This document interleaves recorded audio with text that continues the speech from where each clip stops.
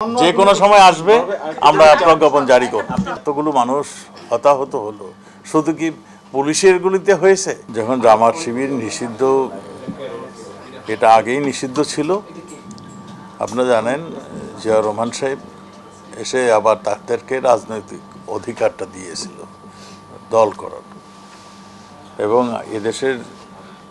এদেশের মুক্তিযুদ্ধের পক্ষের দলগুলি এবং এদেশের সুশীল সমাজ সবাই জামাতকে তখন থেকে নিষিদ্ধ ঘোষণা করার জন্য অবিরামভাবে বলে আসছিল। এটা জনগণের একটা দাবি ছিল। আজকে 14 দলের মিটিংয়ে গতকালকে তো হয়েছে না, গত পরশু দিন 14 দলের সঙ্গে মিটিং হয়েছে এবং মাননীয় প্রধানমন্ত্রী অনেকের সঙ্গেই মতামত নিয়েছেন। সবাই মাননীয় প্রধানমন্ত্রীকে এই দলটি নিষিদ্ধ করার জন্য, শুধু জামাত ইসলাম এবং শিবির এই দুই দলকে নিষিদ্ধ করার জন্যই পরামর্শ দিয়েছে। এই সবগুলি মিলিয়েই সিদ্ধান্ত হয়েছে যে এই দলটাকে নিষিদ্ধ করার জন্য।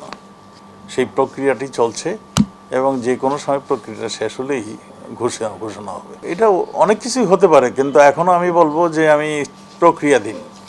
যে কোনো সময় কোন আইন কোন কিছুতে এইগুলি সবগুলি নিয়ে চলছে, কাজ চলছে।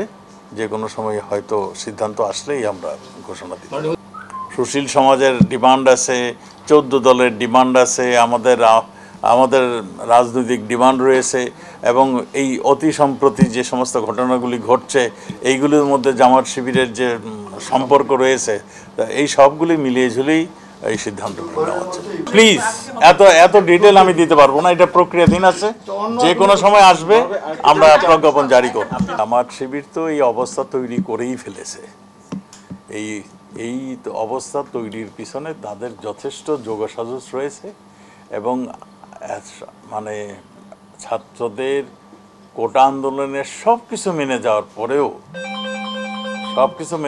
পরেও এই আন্দোলন থামছে না এবং একটা সহিংসতায় রূপ নিয়েছে।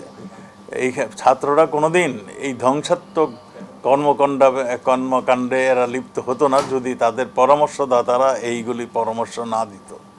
আপনার যে রাষ্ট্রীয় সম্পদ ধ্বংস করেছে এবং আমাদের জনগণকে, মানে এই যে এতগুলো মানুষ হতাহত হলো শুধু কি পুলিশের গুলিতে হয়েছে? আপনারা খোঁজ নিয়ে দেখুন, আমরাও তা প্রকাশ করব কার গুলিতে কতজন নিহত হয়েছে, আহত হয়েছে, সবগুলি আমরা প্রকাশ করব। এই সমস্ত সব কিছুই তো এই ছাত্ররা করেনি।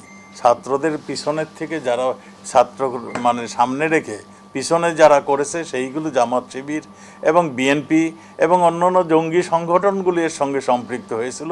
এতেই আমাদের কাছে প্রতীয়মান হয়েছে। সেজন্যই এই যে অনেক দিনের যে একটা চাহিদা ছিল জামাতকে ব্যান করার, জামাত শিবিরকে, সেইটি আজকে সেই প্রক্রিয়াটি চলছে।